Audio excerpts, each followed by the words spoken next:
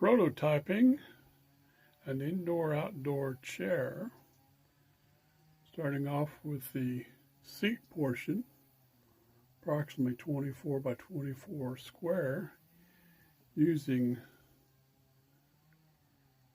Kreg screws in the interior to hold it together, along with a glue up.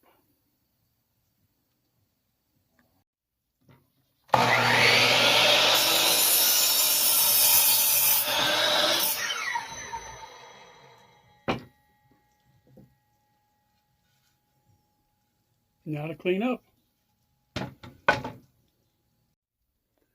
Prototyping this chair build using 2x4s. I just finished cutting a lap joint out of the miter saw at about 5 degrees. And I think I'm going to angle the seat itself back up another 5 degrees, so kind of give a 10-degree.